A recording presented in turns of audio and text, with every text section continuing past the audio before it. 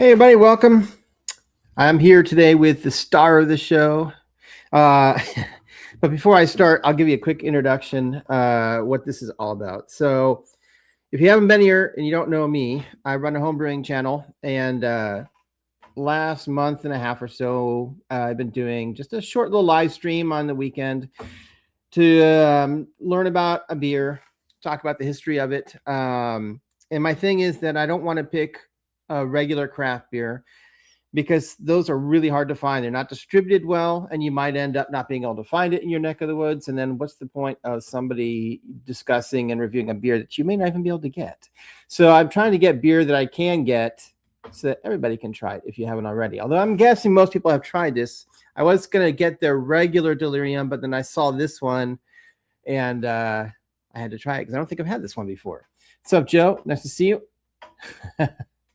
That is, yeah. It just seems like every brew day something goes wrong. I just had something go wrong. It wasn't too catastrophic yesterday. I was brewing, and I had a little Werflick tablet ready to put in the beer, and I somehow hit it. I had those big gloves on so you don't burn yourself, and it knocked the dish and it shattered all over the floor. At least it wasn't liquid, and I just could sweep it up. But always something that goes on. Belgians are usually good. I prefer the Belgians. So depending on how you brew them, some Belgians can have that really strong banana ester and clove flavor. I like when they brew at the other extreme, or they ferment at the other extremes, so that you still get those flavors from the yeast, but it's not like overpowering.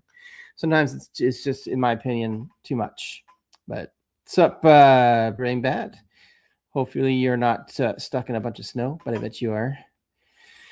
But they got snow down in Florida too, so that's crazy that I have none here, knock on wood. But anyway, I guess I should get started. So this, I'm always fascinated by the bottle these come in, because they're this weird, I don't know if they paint them or it's some kind of, I don't know.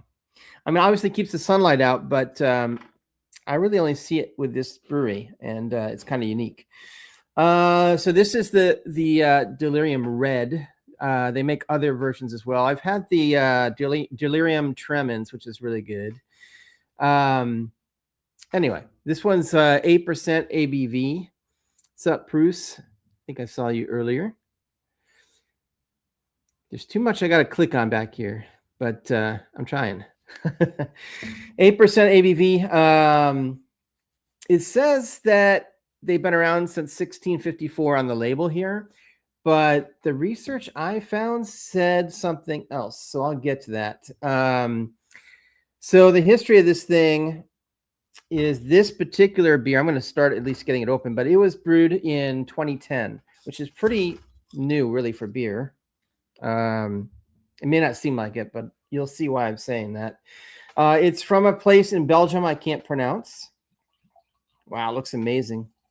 Hugh Brewery is the name of it. I'm probably saying that wrong. Oh, man, that looks amazing. Of course, I'm sure you can see all the lights reflecting off the glass, but wow. Not a lot of head retention, like a pinky. But look at that, like this like pinkish red head, if you can tell in the camera. The beer itself is this nice like red color. I like it. So it is I guess Hugh Brewery, if I'm pronouncing it right. They're in Mel, Belgium. I don't even know if I'm pronouncing that right. My Belgium's not very good. My Anyway, it's a family-run brewery. They've been around from what I could find, 1906, even though the bottle here says 1654. I always question the dates on not just beer but whiskeys as far as like when they were founded, because sometimes I think they play a little bit of liberty with the date as far as their founding date. So it's hard to know whether it's really accurate. Delirium Tremens. Yeah, it makes sense that they'd have a bar in Brussels. Oh, you went to it? That's pretty sweet. I would love to do that. That'd be fun. Yeah, definitely. Look at that. Head retention is already dissipated and gone, but that's all right. So this particular one, the Delirium Red, was kind of made to be added to their line of Delirium beers. Has the pink elephant mascot on it. I don't know anything about that, if there's something more to that.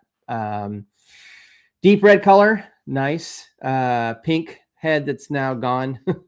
Definitely good lacing, good carbonation by the looks of it, from what I can see.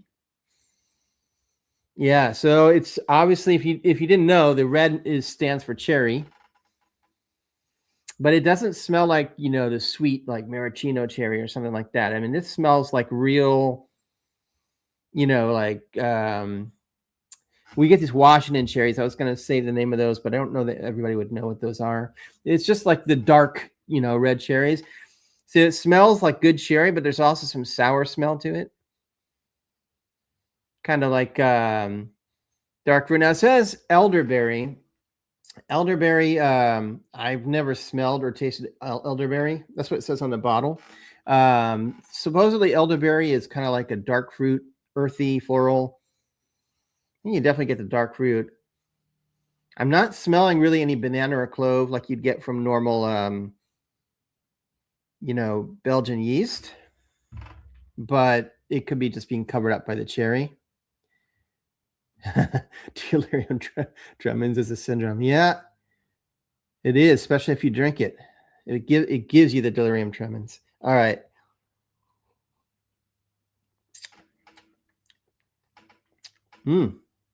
That's interesting. I always have to take a few sips though before I know really, because that first sip just kind of gets your palate set. I mean, definitely some cherry, but not as strong as I expected. The carbonation, you can see it, but it doesn't seem that carbonated when I drink it.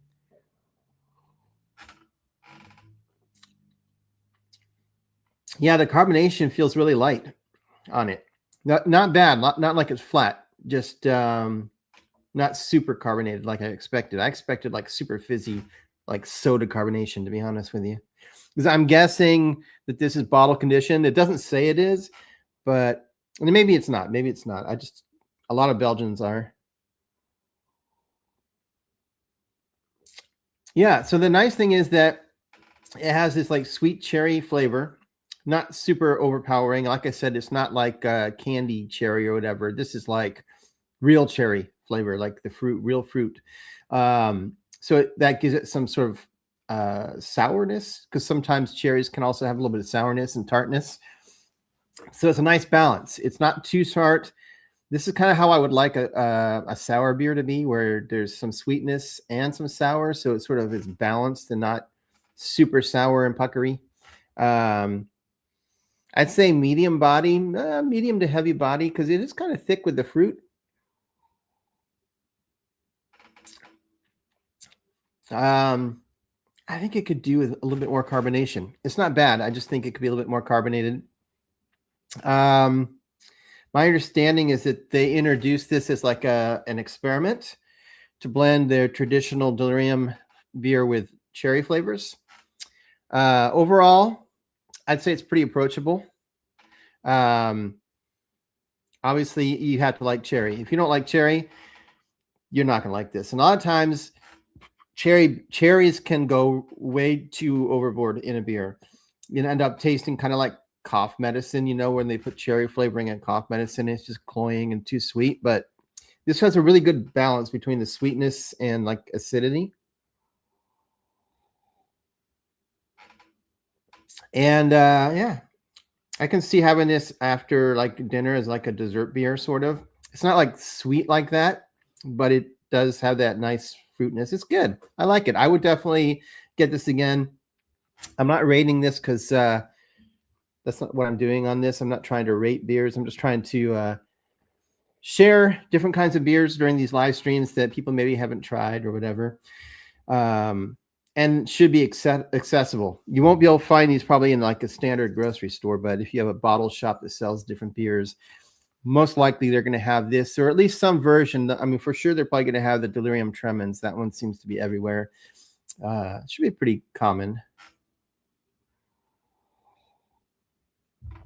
Also, always use I don't even know if I want to read that comment. I'm not sure what that means, Joe. STO. I'm not sure I want to know if you're talking about the tremens or some kind of protection from that. Anyway, I don't have a whole lot to more say about this. There wasn't a lot of history on this beer, just different dates as far as, you know, when they were actually. I mean, it seems like 1654 is a little early to call the date on this brewery. I mean, what kind of beer were they making in 1654? Probably not this, but who knows? What do I got coming up? I've got, I hopefully will have a full brew day video for Friday coming up. I've got that finished. I just have to finish editing that, which I'll probably do after I get off this live stream. What else? I've got a new whiskey video that I filmed today. Single Malt Sunday video. I just did it earlier today. I just need to edit that. And we'll see whether or not I can get it out by next Sunday. I hope to, but I have some dental work to get done on Thursday, so it'll depend on how I feel about that. Yeah, so that's what I've got going on. I've got another beer that's fermenting right now that's really unique, and that should be ready mid-March sometime. It's going to take a little longer than my normal beers because that one I'm going to bottle. I'm not going to put that on the keg, so I have to also wait for that to bottle condition. So it'll take a little longer. Oh, is Cityscape on tonight? It is Sunday. Sometimes Cityscape does live streams on Sunday nights. He might be. Is he already on? I'm not sure. It's not every Sunday, so I don't know. I didn't get any notification, but that's the last thing I guess I'll say is I haven't said this for a while, but homebrewing channels sometimes don't get a lot of love. There's a lot of work that goes into making all these videos. You have to record them. You have to edit them. You have to come up with the ideas. And as soon as you finish one and it's ready and it's posted, you have to be already working on the next one. Anyway, my point is do everybody a favor and go find some of these channels you haven't watched and subscribe. You don't have to, if you really don't love the channel, you don't have to put the notification on, but just subscribe so they get the subscriber. Hit the like button. It helps to watch the whole video, not just like skip through, because that helps the channel out. And, you know, we got to help each other, you know, these different home brewers out. I would suggest, if you haven't seen already, check out Lady Fermenter. She has a pretty small channel, but she is super knowledgeable when it comes to brewing beer. She's part of her home brewing club where she lives, and she's got super dense material in her videos, super knowledgeable. And I really like Big Banana Brewing lately. He's out of Ireland, so check him out if you're looking for that. He's pretty funny to watch. Anyway, maybe I'll see you guys on Cityscape if he's going live.